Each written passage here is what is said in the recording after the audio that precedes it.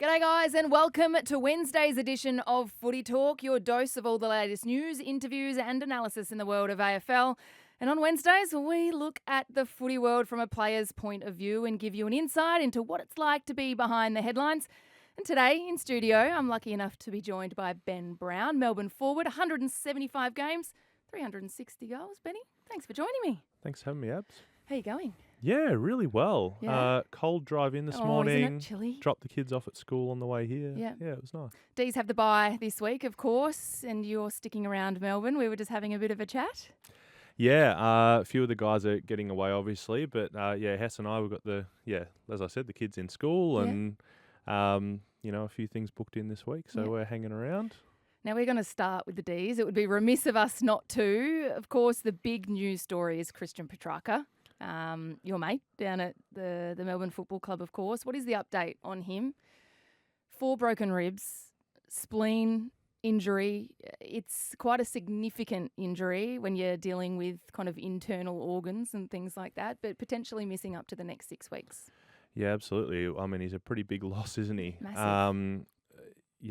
Christian's he's all professionalism, so I'm sure he will be eking out everything he can to get back within those 6 weeks for sure. But let's not beat around the bush. He's a big loss. He's a huge player for us. He can play mid, he can play forward. Wherever he goes, things happen. So we're going to have a holder plug, that's for sure. But I think what he went through on the weekend. Obviously, he tried to get back out there and play, and often when it's things like broken ribs, we saw Stephen May broken ribs earlier this year and missed a week and was back. So it can be tough when you've got situations like that to know just how injured you are.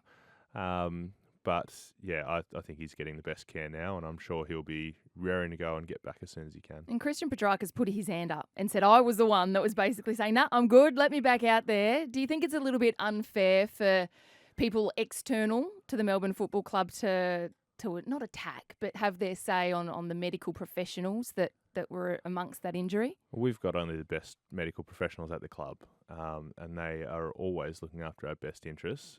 Unfortunately, they don't have X-ray vision, so they can't see.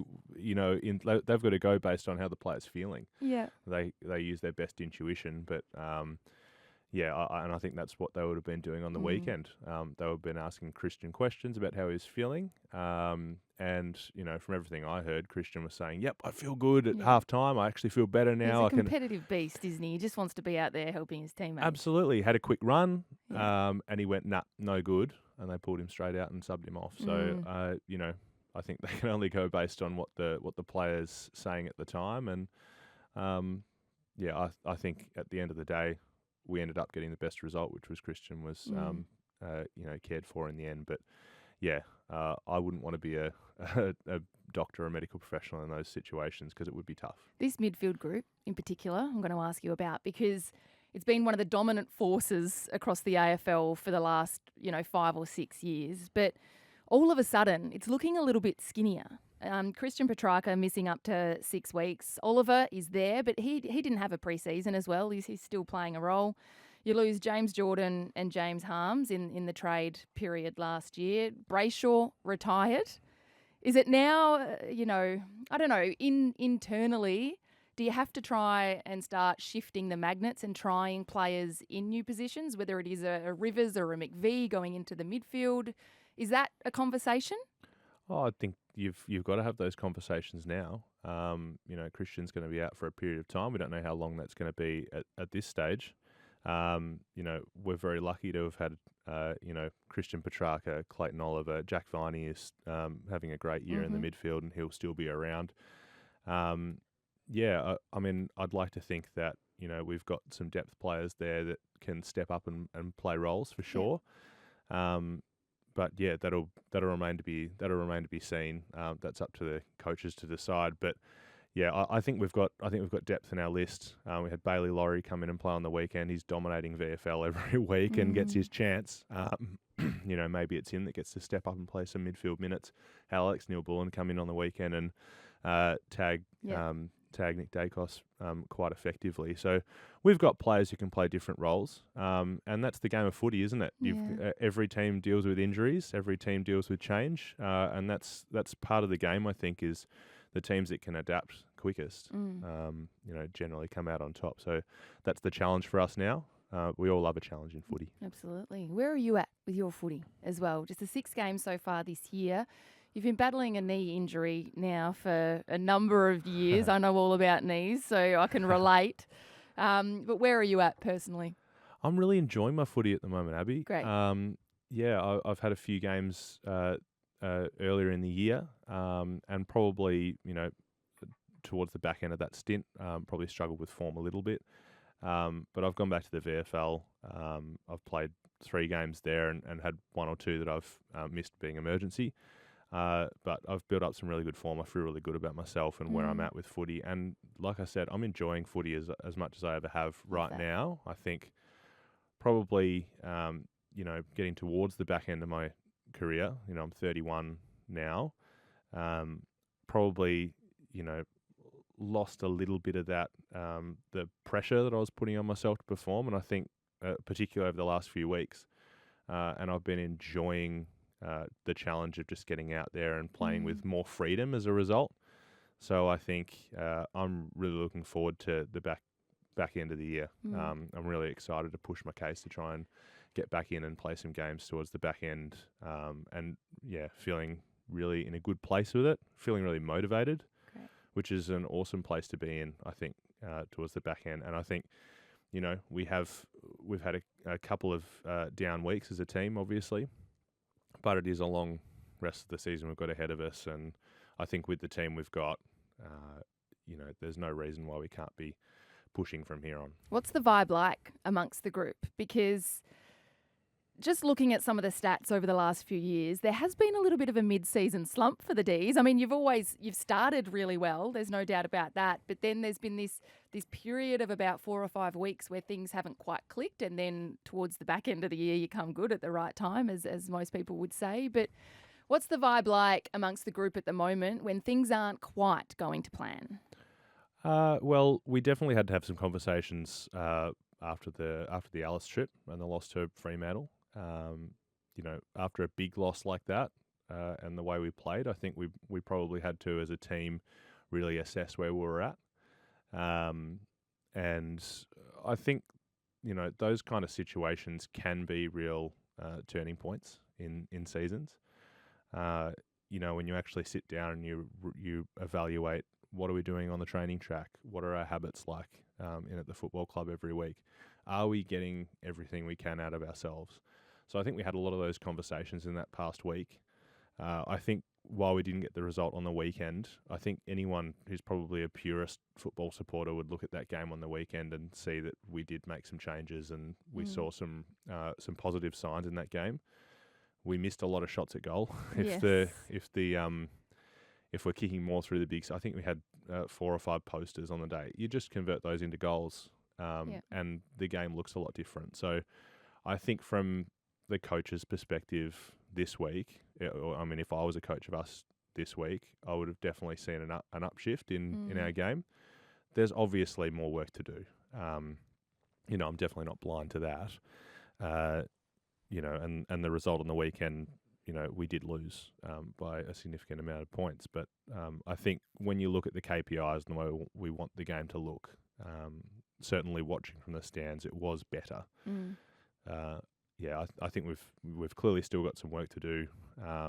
We let some goals through too easily, and moving the ball forward, we'd like to have done that in a better way on the weekend. So we'll learn about that when we get back from our little break, mid-season break.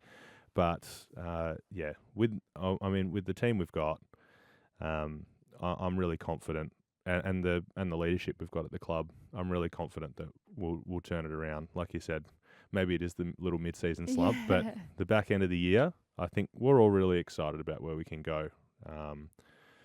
We're not far off the pace. Yeah, regroup, reset, reload after the bye, and I think you get Jake Lever back. Fingers crossed for your game following the bye. Hey, quickly before we move on from the Ds, your 4th year at the club.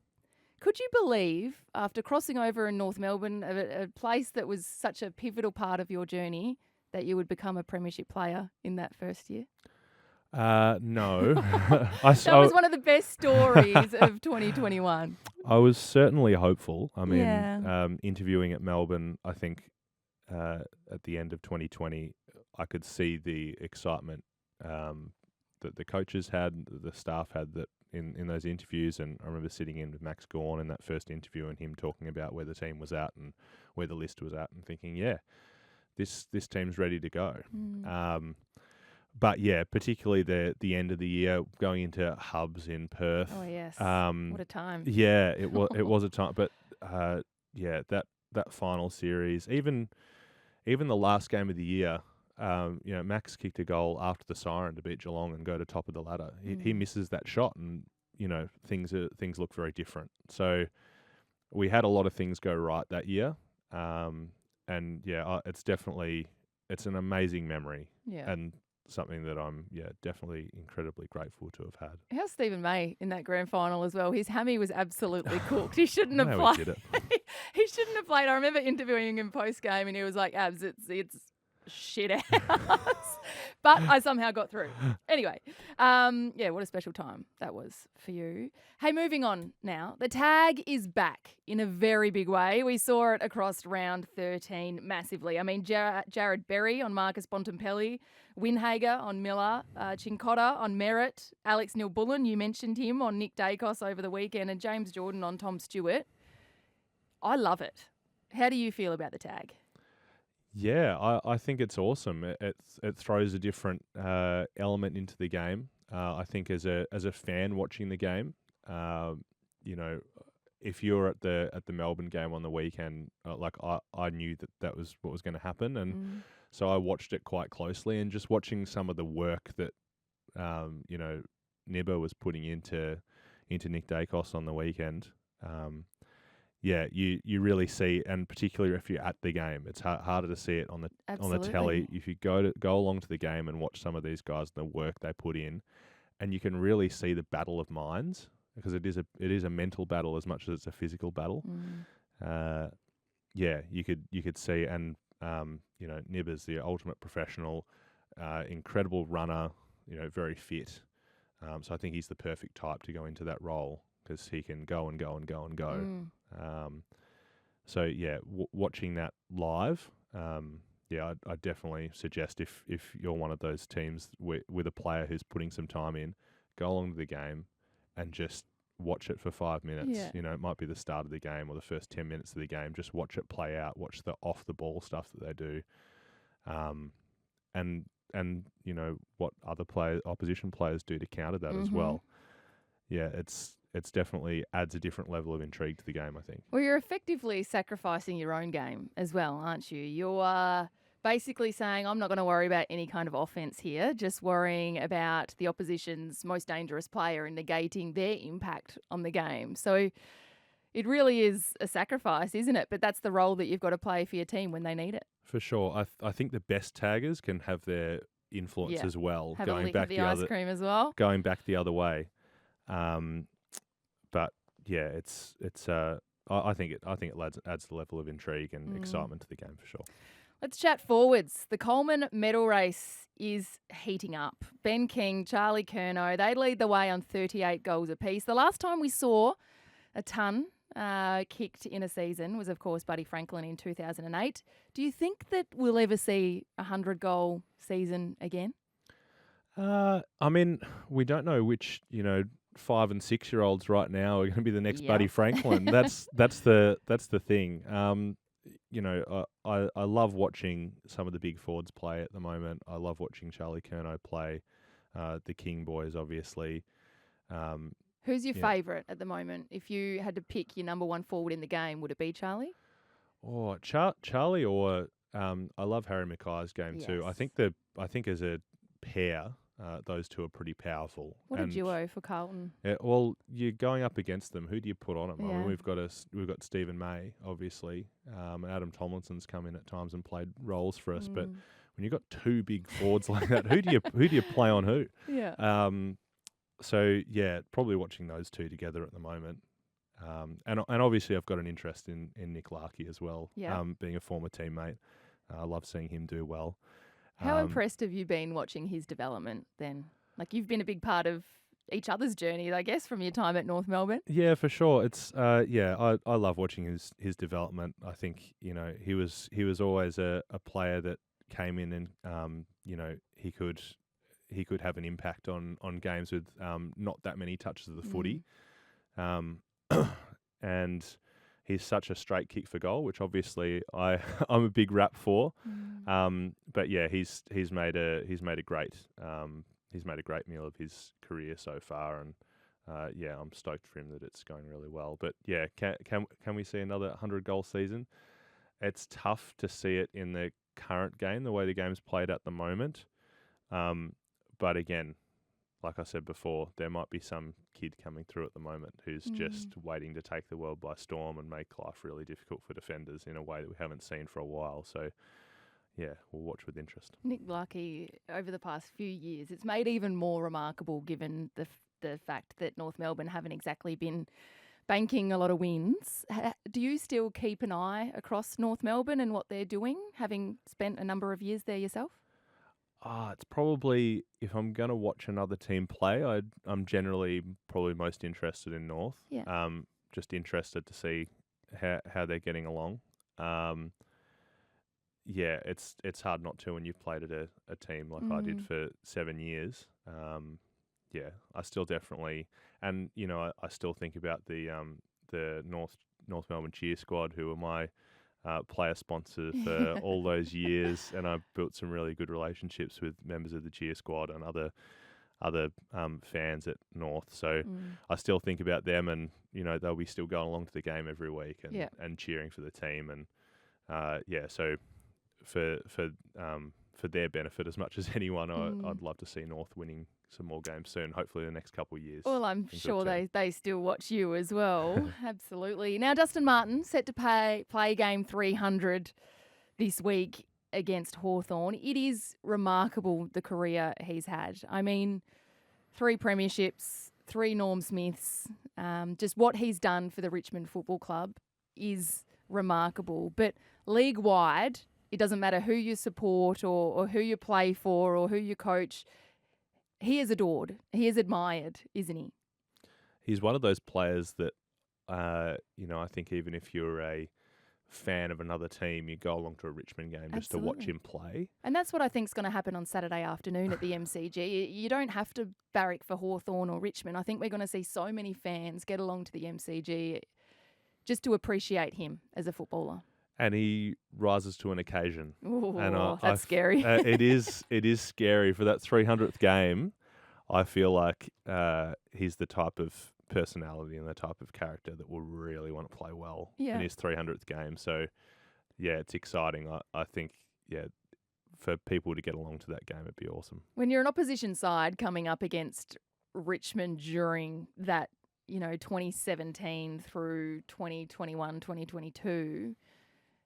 is Dustin Martin the one that's on the top of the whiteboard? The one that, I guess, is going to create the biggest threat to any opposition side? For sure. Your every coach is drawing like a circle in whiteboard marker around his name. Yeah. It'd be that you'd be talking about he's the team target. You'd be talking about who's taking him when he goes forward. But it's a nightmare to think about. I would, if you're that defender who's going, all right, you're going to take him 1v1 when he puts himself deep. Yeah. You'd be trying to amp yourself up for him. It's a scary prospect. But internally you'd be going, oh no. Yeah. Oh, goodness. Yeah, what a player. Yeah. Cannot wait to see what he does on Saturday afternoon. Of course, we are amongst the mid-season bye rounds. Do you like the way that the year and the fixtures and the structure of it is set up at the moment? I mean, looking at the weekend, there was some sides that were heading into their second bye before another club had even had one. Do you think that there's something in that? Yeah, it's interesting. I suppose I haven't given it too much thought, Abby. I don't know. From our perspective, we get the bye now. A good break for our bodies and minds.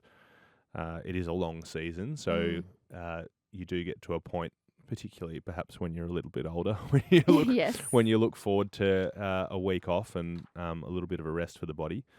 But I think it is good. I think, I could be wrong, but years ago they had the bye where everyone had the bye together and we had a week off footy. I prefer having the bye spread out, I think, just for the purpose of, there's still footy on the weekend and you can still take an interest in that if you want to. Yeah.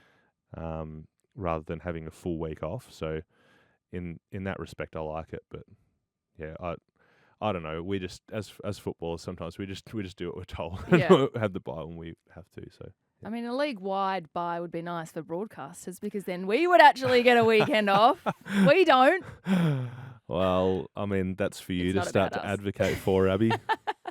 It's not about us, is it? Hey, Benny, thank you so much for joining us on Footy Talk here today. Enjoy the bye, rest up, recover, and get set to go for the second half of the season. Thanks, Abby. Thanks for having me.